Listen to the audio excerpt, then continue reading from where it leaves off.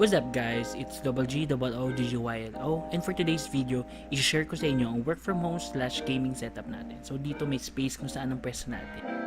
First, maglilinis muna tayo gamit ang Dermo vacuum cleaner na nabili namin sa Shopee.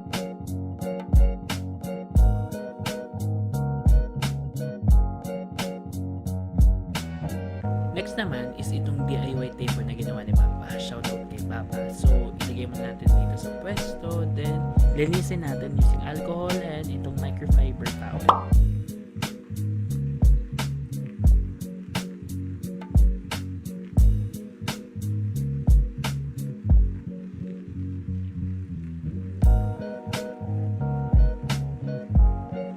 Next, itong large LED mousepad. Yan, so sa Shopee. Then ito, mga upuan. Di pa ako nakabili ng gaming chair. Pero ito is galing sa office na hat. Next is itong white monitor. So, binigay lang sa amin ito. Second hand na siya, pero nagagamit ko din. So, this is from Lazada. So, ito yung laptop cooling pad na may 6 fans. So guys, ito yung gaming laptop na gamit ko. This is Asus TUF Dash 15. Ito yung birthday present ko last year. Ito yung ginagamit ko pang edit ng vlogs, record, and stream.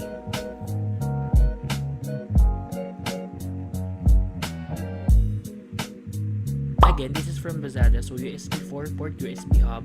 So for pang connect sa mga gaming mousepad, mouse ko, keyboard, fans, and mga microphone sa laptop.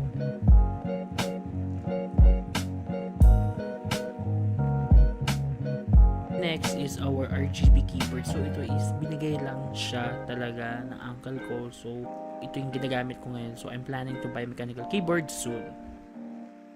Next is itong Logitech Lightspeed wireless gaming mouse na binigay ng ate ko. So regalo niya sa akin to last year.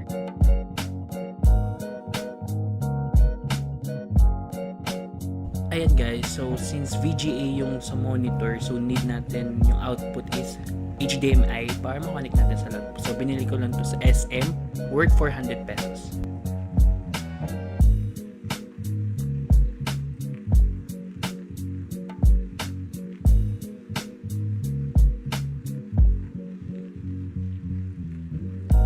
So guys, lastly, itong condenser mic na nabili ko sa Lazada. Ito yung gamit ko right now and sa mga previous vlogs ko. So USB type na din siya and bagay na bagay siya pang ASMR.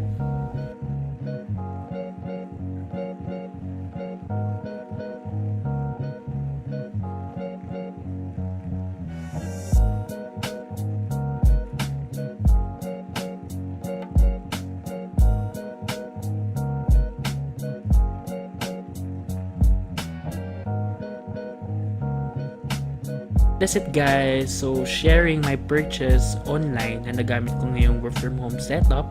And if you guys are interested, I'll add sa description below yung mga links from Shopee and Lazada. Yun lang guys, thank you for watching.